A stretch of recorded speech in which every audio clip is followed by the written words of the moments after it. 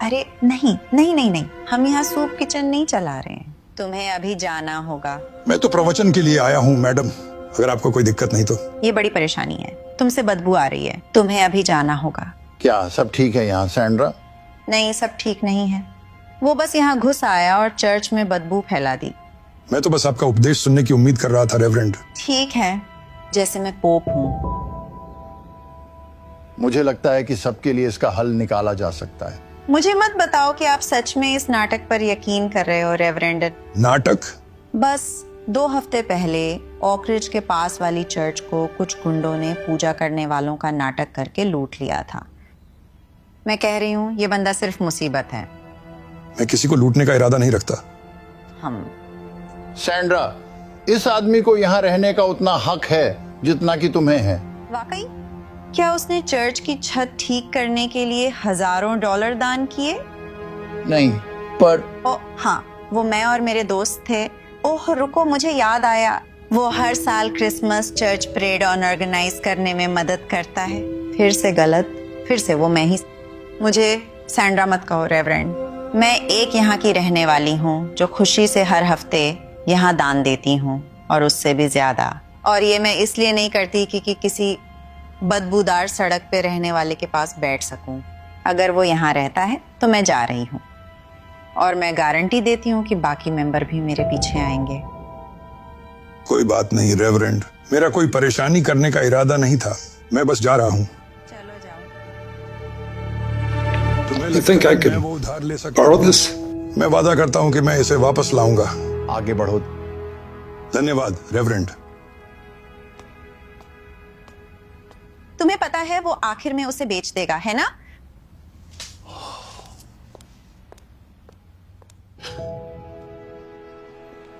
भगवान आपका भला करे। आने के लिए धन्यवाद।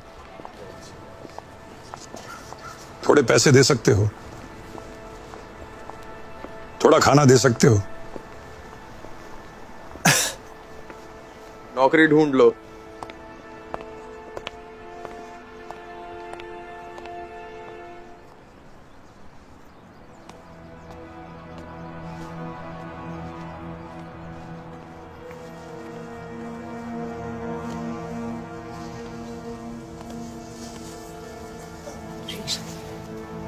कैसा रहा? क्या तुम हमारे लिए कुछ खाना लाए? दवाई का क्या? सॉरी सब लोग, मुझे आज कोई खाना या सामान नहीं मिला। हम आपकी कोशिश की कदर करते हैं। लेकिन मैं खाली हाथ नहीं आया। आपने कहा था कि आप एक प्रवचन सुनना चाहते हैं, और भगवान कसम आपको प्रवचन मिलेगा। मैथ्यू 25 वर्सेस 35 और 36। मैं भूखा था, तुमने मुझे खाने को दिया। मैं प्यासा था, तुमने मुझे पीने को दिया।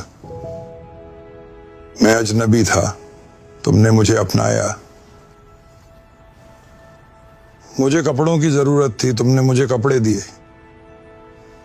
मैं बीमार था और तुमने मेरी देखभाल की। मैं जेल में था, तुम मिलने आए।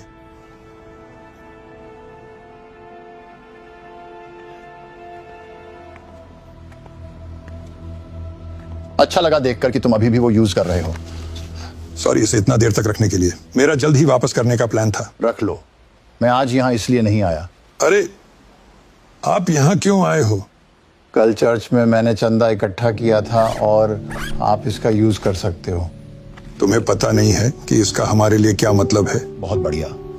सब लोग खुद ही ले लो। तुम्हारे पास यहाँ काफी लोग हैं। वो अच्छे लोग हैं। अरे ये सब यहाँ कैसे आ गए?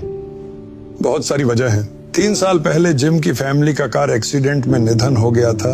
उस हादसे में उसकी टांग खराब हो गई। इसका मतलब वो अब वेयर हाउस में काम नहीं कर सकता था। सारा यहाँ मुझसे पहले से है। पहले उसे गोलियों की लत थी। उसकी जिंदगी बहुत खराब हो गई थी। उसने सब कुछ और सबको खो दिया। लेकिन ऊपर वाले की मदद से और यहाँ के अच्छे लोगों के सपोर्ट से हमने उसे इससे निकाल लिया। ट्रेसी का हस्बैंड करीब 1 साल पहले कैंसर से मर गया था। ओह नहीं। वो हॉस्पिटल बिल्स के साथ साथ अपने हस्बैंड को खोने के बाद डिप्रेशन में चली गई। उसने अपनी जॉब खो दी, दोस्त और आखिर में अपना घर भी। हम जो कर सकते हैं कर रहे हैं ताकि उसे इस अंधेरे से बाहर ला सकें। तुम्हें पता है, मुझे बिल्कुल अंदाजा नहीं था कि इतने सारे लोग मेरी चर्च के इतने पास रहते हुए इतनी जरूरतों में हैं। ये आपकी गलती नहीं है रेवरेंड। हम यहां इस जगह पर छुपकर रहने की कोशिश करते हैं। यहां के लोग और पुलिस हमसे अच्छे से पेश नहीं आते।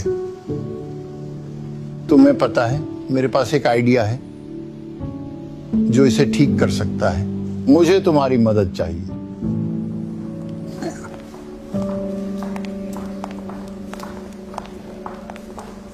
तुम यहाँ क्या कर रहे हो? मैंने पिछले हफ्ते ही समझाया था कि तुम यहाँ नहीं आ सकते। नहीं सैंड्रा, ये मेरे गेस्ट्स हैं। क्या तुमने इन्हें बुलाया? क्यों? क्योंकि ये करना मुझे सही लगा। नहीं, ये सही नहीं है। नहीं, ये अच्छे लोग हैं, बिल्कुल तुम्हारी तरह। और तुम्हारी तरह वो भी भगवान का वचन सुनना चाहते हैं। हम कौन होते हैं उन्हें मना करने वाले? ये हमारे लिए अपमानजनक है रेवरेंड। आपको क्या हुआ है?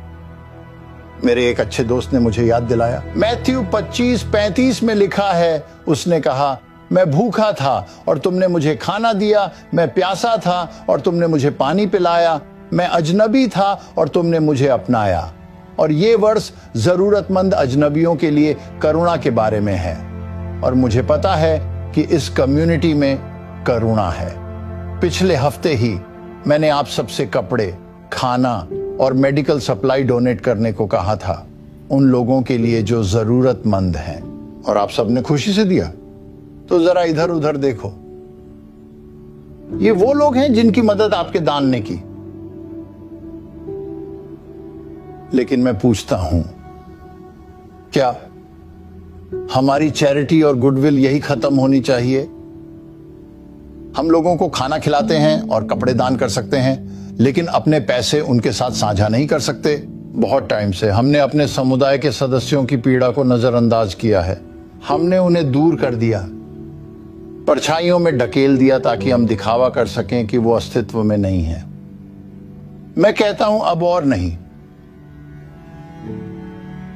हम इन लोगों को अब जज नहीं करेंगे, उन्हें अवॉइड नहीं करेंगे, उन्हें अपने चर्च में निमंत्रण देंगे और गले लगाएंगे। चलो, अच्छे पड़ोसी बनो और नए सदस्यों से मिलो, उनका स्वागत करो। चलो।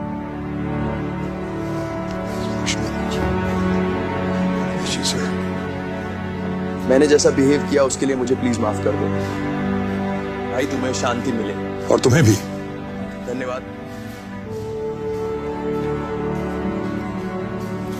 मुझे भी माफ करना। शायद हम फिर से शुरू कर सकते हैं। Thank you.